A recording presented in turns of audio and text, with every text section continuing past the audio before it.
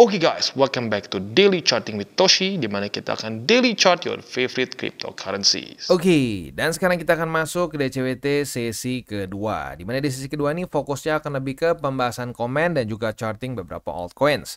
Buat lo yang pengen langsung ke bagian charting, itu di belakang. Ya, karena mostly video ini akan lebih ke pembahasan komen. Jadi sekali lagi, buat lo yang pengen langsung ke charting, ada di bagian belakang. Dan kita hari ini akan charting Matic, Cardano, dan Solana. Ya. Oke. Sebelum kita masuk ke pembahasan komen, ada dua hal dulu. Yang pertama, hati-hati ya, malam ini kita akan keluar 3 data penting ya. Ada average hourly earnings, ada juga non-farm payroll, dan yang menurut gua paling penting adalah unemployment rate. Ini akan keluar semua sama-sama di jam 8:30 malam. Jadi ingat, pertimbangkan ya, kalau dekat jam segini lu masih punya posisi futures, pertimbangkan untuk tutup posisi just in case volatility-nya tidak sesuai dengan harapan kita ya. Oke, gue mungkin harus jelaskan sekali lagi ya, karena ada beberapa yang point out, Bang, ada beberapa orang mikir volatile itu dumb. Bukan ya, volatile itu bisa bergerak ke atas maupun ke bawah dengan cepat. Begitu ya, dan itu sebenarnya bahasa apa ya, normal, banyak yang pakai. Nih, kita bisa lihat di sini. Investing.com aja pakai high volatility. Begitu, makanya ya gitu ya, sekali lagi nih, gua kasih tahu, volatile itu bukan berarti dumb. Volatile itu bisa ke atas dan ke bawah dalam waktu yang pendek. Begitu ya. Oke. Selanjutnya Bitcoin dominance. Gua sempat lupa ya di DCWT sesi pertama, gue lupa update. Kita akan bahas sekarang. Untuk sekarang kita bisa di sini Bitcoin dominance ke reject oleh sebenarnya si MA200 ya. Ini nggak tahu kenapa error. Nih, kalau di 4 hourly keluar nih sampai ke angka 57,12, tapi di daily-nya nggak keluar. Jadi sebenarnya kalau mau dibilang kemarin itu ke reject oleh MA200. Harusnya week-nya panjang, tapi nggak tahu kenapa di sini nggak keluar ya. Nah, untuk sekarang dia kembali masih melemah ya. Dan ya sekarang main supportnya masih di angka 54,92. We'll see nih, apakah dia akan mulai di sini konsolidasi ya. Nah, kalau udah konsolidasi kayak gini, pertanyaannya apakah dia akan mulai mencoba untuk reversal atau enggak ya. Ya paling simpelnya tinggal kita lihat aja dia bisa tembus nggak 56,04, 56,31 dan seterusnya. Mungkin lagi-lagi yang paling penting adalah MA200. Tapi sekali lagi gue ingatkan ya, untuk yang sudah ngikutin TCU dari lama harusnya sudah tahu ya, selama balance sheet masih terus turun, kalau gue pribadi masih sangat menyarankan untuk tetap majority dari portofolio masih di BTC. Nggak harus semua, ya jangan 100% BTC juga, nggak apa-apa, lu boleh 30%, sampai mungkin sekarang boleh lah 40% di alts. Tapi ya mayoritasnya tetap di BTC. Just in case terjadi seperti di sini ya. Di 2024 Januari ya, di mana dia jebol MA200 tapi balance sheet masih terus turun, ujung-ujungnya fake out dan naik lagi ke atas. Atau mungkin juga kita bisa bandingkan seperti di 2000 ini ya, di 2019 di mana di sini lumayan lama nih ya. Nah, di sini juga sama nih, banyak yang udah wah, altcoin season nih, altcoin season. Tahunnya apa? Boom, naik lagi ke atas. Nah, itu terjadi sama-sama saat balance sheet masih terus turun. Maka dari itu, ya kalau kita kan di TCI selalu mikirin resiko dulu instead of profit. Ya ada resiko seperti ini, ya lo harus siap kalau lo portofolionya kebanyakan alts. Begitu ya. Oke, kurang lebih seperti itu gambarannya. Langsung ke komen aja. Yang pertama dari Tunggono Widara Payung ya. Bener bang, harus hati-hati. Jangan jangan gampang tergiur return tinggi. Return tinggi. Return tinggi ya. Tetangga temannya adikku tertipu massal, dijanjiin return 340% dalam seminggu. Waduh, itu nggak kira-kira ya. Sedua kali dibayar setelah dilipat gandakan, rungkat katanya ya. Dihubungi nomor WA-nya cuma dibalas emoji kayak begini katanya ya. Waduh ya. Ya ini kemarin soalnya gue ngomongin soal ya kita liquidity akan semakin banyak di market, maka akan semakin banyak juga scam. Udah banyak scam-scam robot yang di zaman dulu ya. Ada yang di video ini gue bahas tuh, dulu ada Net89, lalu banyak lah ya. Nah, di situ gue bahas ciri-cirinya, ciri-ciri robot-robot yang kemungkinan besar akan scam seperti apa. Sebenarnya gampang ya. Yang paling gampang itu kita lihat dari returnnya. Return mulu sih. Returnnya berapa ya? Kalau returnnya itu nggak masuk akal atau terlalu stabil, misalkan kita setiap hari untung 2%, 3% setiap hari. Wah, itu udah kacau tuh ya. Jadi ya sebenarnya nggak terlalu susah. Kadang-kadang yang susah tuh ngatur nafsu aja. Kita waduh mikirnya, wah kalau sehari 3%, wah sejuta jadi berapa? Ah itu tuh, ya itu yang serem ya. Oke. Next dari Alip Saputra. kayaknya target orang-orang yang long itu di 120K, kayak di channel sebelah. Wah, nggak tahu channel siapa, tapi pokoknya gini. Kok 120 ya? Gue jujur nggak tahu kenapa 120. Karena kalau 100.000 masih make sense ya. 100.000 itu udah dibahas dari cycle 2021 ya. Dimana waktu itu plan B targetnya itu di cycle 2021 tuh sampai 100.000 ya. Tapi nggak kena. Begitu. Udah gitu kemarin juga di April Maret ya. Wah, orang semua teriak-teriak waktu udah tembus all time high baru di situ ya. Nembus 9.000 di April Maret, 100.000. Ya jadi kan 100.000 udah diputar terus di otak ya. Itu masih make sense untuk jadi target TP karena angka psikologis. Tapi kalau 120 gua nggak tahu nih. Bisa dapat dari mana 120 ya. Apa mungkin tebak-tebakan ya? Nggak tahu lah. Ya jadi ya makanya penting sekali untuk kita punya target yang realistis ya. Lebih bagus lagi targetnya kalau bisa ada secara TA-nya juga begitu. Kayak misalkan contoh kemarin ya, posisi long misalkan di Bitcoin yang kemarin. Kita kan posisi long itu target TP-nya waktu kebuka di EMA 20 bisa di 97.500, 99.000 atau upper band gitu ya. 120 gila, ini jauh banget 120 gitu loh. Ya makanya lagi-lagi kita harus punya target ya, tapi targetnya yang make sense gitu. Karena kalau nggak make sense ya jadi ujung-ujungnya ke liquid. Begitu ya. Oke, next dari Syahelmansyah ya. Udah DCA lagi, panik nggak tuh yang baru masuk? Yang masuk di pucuk ya pasti panik ya. Ya lagi-lagi makanya DCA is king. Selanjutnya dari Abi Gaming. Gua open long terus TP pas Mas Toshi bilang pas Mas Toshi malam bilang hati-hati 8:30 tutup. Yang buka long gua nurut akhirnya tapi nggak kena likuidasi. Thanks Mas, you're welcome ya. Nah, jadi lu bagus ya tutupnya karena keluar data penting dan akhirnya ya lu bisa lihat sendiri ya dengan pembahasan di DCWT sesi 1 memang volatility mulai dari 7:30 mulai bergerak market dan akhirnya sampai kapitulasi. Begitu sampai ke angka 92.000. Ada yang bilang 92, ada yang bilang 90.000. Yang gua cek di chart gua itu sampai ke angka 92.000. Tapi nggak tahu, mungkin beberapa exchanger ada yang sampai situ atau coba kita cek error nggak? Nggak. Di sini di Bitstamp sampai 92.000 ya. Jadi yang nggak tahu lah, mungkin di exchanger tertentu bisa aja sampai 90.000 karena kadang-kadang bisa terjadi fluktuasi harga dari exchanger ke exchanger gitu ya. Next dari Jumadin Dolits, pas 103 TP dikit. Tadi turun bisa buat DCA di 93.000. Semalam dibantai 10K. Untung dapat wejangan dari Bang Toshi. Jadi bisa DCA. Makasih Bang. Salam tabur tuai. Salam tabur tuai juga. Mantap ya. Next dari Edos ya. Sungguh bermanfaat infonya Bang. Terima kasih. Terus seperti ini Bang. Banyak yang nyuruh masuk tapi tidak pernah ngingetin kapan harus waspada, kapan harus keluar market. Ya itu ya bahaya kan, SOP cuma tahu masuk doang nggak bisa keluar, waduh ya nanti ini apa namanya kekunci ya. Mending kalau kekunci doang nggak rugi ya. Udah banyak tuh ya di cycle sebelumnya gitu ya, wah profit bukan di take profit tapi cuma di take picture ya, di take picture ujung-ujungnya sekarang minus begitu dan belum balik-balik sampai sekarang. Ya memang market kadang-kadang kejam, makanya SOP kita harus lengkap. Cara masuk, cara jaga resiko, dan yang tentunya juga cara keluar dari marketnya ya. Next dari 0411 Sun ya. Kena likuidasi itu maksudnya trader nge-sell di harga yang salah gitu kah? Bukan. Ya likuidasi itu artinya posisi futures lu bangkrut. Jadi kita untuk buka posisi futures mau long mau short itu sebenarnya kita kayak menggadaikan lah ya. Kita kayak ya technically speaking namanya kita masukin margin. Nah, itu seperti kita menggadaikan lah duit kita di situ untuk buka posisi dengan leverage tertentu. Nah, saat harga likuidasinya kena, itu margin lu diambil. Begitu. Jadi posisi lu ditutup paksa karena sudah bangkrut. Begitu. Jadi ini loss ya, likuidasi yang kita bahas 960 juta USD tadi pagi itu semua udah loss. Begitu, ya. Ya, jadi serem kan? Serem banget lah. Ya makanya penting banget untuk kita bisa jaga resiko, ya. Next dari Ricky Ramdhani ya. Ya, Ramdhani benar ya.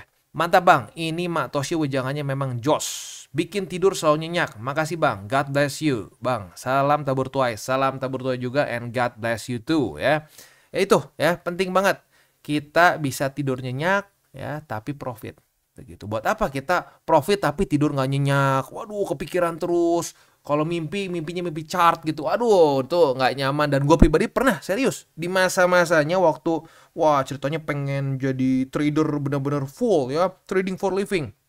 Itu saking capek dan stresnya sampai masuk ke bawah mimpi. Profit sih, tapi menurut gua nggak worth it gitu ya. Jadi ya mending kayak gitu ya, dengan cara DCA ya pelan-pelan, nggak usah buru-buru. Ya udah nggak stres, profit lagi, asik banget ya. Next dari motivasi diri, Bang, menurut lu gimana gua hold BTC tapi di future itu pun leverage 3 kali, abis pernah full leverage langsung kena MC. Jadi sekarang diganti konsepnya, hold di futures tapi leverage kecil.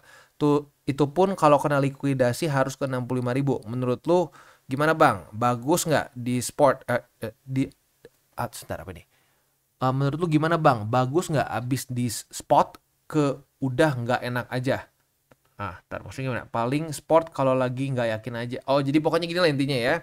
Jadi kita kesannya buka posisi dengan leverage tertentu, begitu ya. Udah gitu, ya berharap ya profitnya berarti 3 kali lipat, begitu ya. Kalau di sini kan lu bilang harga likuidasi di 65.000. Sebenarnya bisa-bisa aja. Ya, kalau gue pribadi belum pernah ngelakuin seperti itu, gue lebih prefer spot aja. Tapi kalau lu cuma pengen leverage 3 kali gitu ya, dibandingin lu pakai futures, lu pusing ngitung-ngitungnya leverage dan bukan leverage, menghitung-hitungnya pusing ya. Mendingan lu buka aja ETF ya, ETF ini ETF leverage token. Itu rata-rata udah ada di semua exchanger. Jadi ada yang misalkan BTC 3L gitu. Nah, itu berarti lu kayak ngebuka posisi leverage kali 3 ya, tapi resikonya dipikirin sama ya si penyelenggaranya begitu. Jadi kemungkinan MC sangat kecil. Jadi itu mungkin lo lebih pertimbangkan instead of lo buka posisi futures kalau cuma pengen leverage 3 kali ya. Ya mendingan buka begitu aja ya. Kalau di forex gue pernah lihat ada orang ngehold sampai berapa setengah tahun gitu ya. Tapi fee-nya numpuk. Begitu. Kalau di futures kan kita juga ada fee-nya. Nah, tinggal dihitung-hitung aja fee-nya worth it atau enggak. Begitu. Kalau worth it ya monggo. Kalau enggak ya jangan. Kalau selama ini gue future selalu swing trade. Begitu. Lebih ke ya di hold paling seminggu. Ya paling lama seminggu. Normalnya paling sehari 2 hari. Ya 3 hari 4 hari udah. Begitu ya. Ada target TP-nya jangka pendek beres. Begitu. Tapi kalau mau coba boleh-boleh aja. Tapi kalau cuma pengen leverage kali 3 sih mendingan pakai ETF leverage tokens. Begitu. Ada macam-macam lah. Ada BTC, Ethereum dan berbagai macam alts lain juga ya. Next dari Ferias Doma. Maksud dari data likuidasi 960 juta itu apa dalam kerugian Matoshi? Yes, kerugian. Udah fix rugi karena udah ketutup posisinya. Di posisi long orang rugi long 960. Enggak bukan. 70% dari itu ya. Sesuai dengan di video 70% something posisi long dari 960 juta.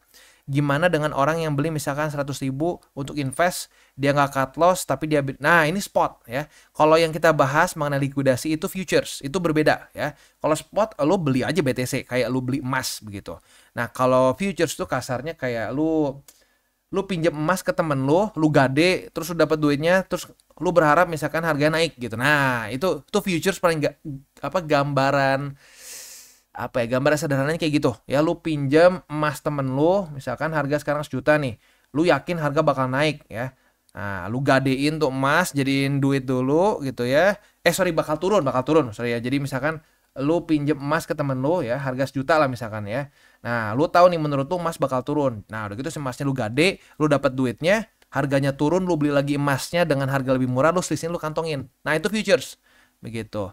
Nah, tapi permasalahannya kalau sampai salah ya, salah analisa, ternyata harganya naik. Nah, lu boncos kan. Nah, ini kalau sampai boncosnya terlalu ekstrim, di futures itu bisa ke liquid.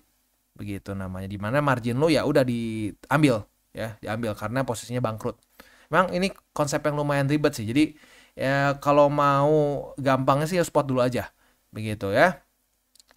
Next dari Bro Andi Molto. Alhamdulillah aman Kotoshi. Di Binance saya pasang limit di 90.600 terjemput. Wah, begitu ya? Oh, di Bitstamp gue nggak ini nih. Nggak di chart Bitstamp nggak keluar. Tapi ya kalau gue pribadi 90.000 gue nggak pasang sih. Soalnya kalau ini di EMA 20 terakhir sih. Jujurnya gue nggak mikir sampai ke sini juga. Jadi yang di EMA 20 yang mungkin udah kena ya. Wah, mantap juga ya. Oke, tadi sampai turun tadi ya. Kepencet turun. Oke.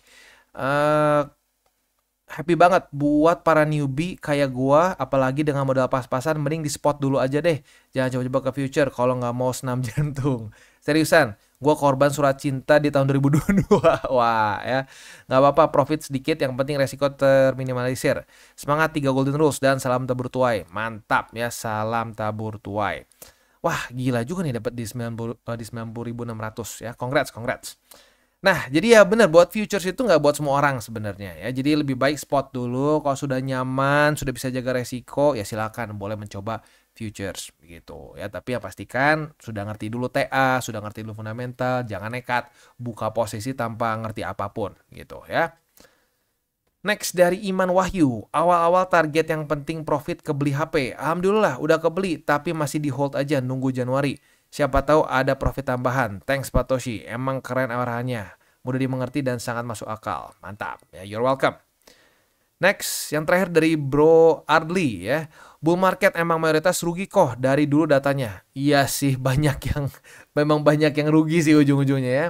Nanti makin naik, makin banyak korbannya kok yang kena liquid pada pejudi futures itu di atas 1 miliar dolar nanti di area pucuk. Biasanya sih saat ini 1 B itu billion kali ya kan ya. 1 miliar dolar. Nanti di pucuk biasanya sih gitu siklusnya. Banyak newbie set TP di angka nggak masuk akal, nggak lihat data and market cap. Yes, bener ya. Di cycle sebelumnya, tahu nggak ada yang target berapa? Ada yang target BTC di 1 juta. Lu coba pikir sendiri deh, di masa itu ya, di masa-masa BTC ya di 50.000, 69.000 banyak yang bilang BTC bakal ke 1 juta. Itu berapa X dari situ? Nah iya, banyak orang yang nggak mikir target TP itu di apa, seenak udel gitu. Tebak-tebakan gitu ya. Kalau orang zaman dulu mungkin gini, ada mobil tabrakan kecelakaan, wah dicatat nomornya katanya. Wah, buat beli lotre. Nah, mungkin zaman sekarang dicatat buat beli itu, bukan buat beli, tapi buat jadi target TP BTC mungkin ya. Gila kali ya. Ya nggak tahu lah ya, tapi orang suka narik angka-angka itu nggak jelas dari mana. Begitu. Pokoknya segini. Kenapa? Ya pokoknya segitu. Wah, kacau kalau udah pokoknya tuh ya. Oke. Beres ya, selanjutnya kita akan masuk ke buy limit, tetapi sebelum kita masuk ke buy limit, seperti biasa gue akan disclaimer dulu bahwa semua konten dari TCI bukan financial advice. Ini semua bentuknya adalah edukasi. Lalu bagaimana cara untuk mendukung TCI? Ada banyak caranya, lu bisa like our video, bisa share our video, atau juga bisa menggunakan link referral kita di bawah. Nah sekarang kita akan dengar dulu pesan-pesan dari sponsor kita pada hari ini. Oke, today's video is brought to you by CoinX. Dimana di CoinX ini kita bisa melakukan berbagai macam hal. Cocok untuk newbie sampai ke advance. Untuk para newbies bisa menggunakan swap di sini ya. Di swap di sini simple banget, lu jadi nggak perlu TA sama sekali. Untuk yang DCA murni cocok untuk menggunakan swap ya. Tinggal kalian pilih stablecoin mana yang kalian mau pakai. Contohnya pakai USDT aja. Nah kalau untuk yang DCA murni, gue sarankan sih ya BTC atau Ethereum aja ya. Jangan di luar dari dua itu. Karena ya kalau untuk DCA murni lebih amannya di dua aset itu. Karena yang lain-lain bisa extra volatile ya.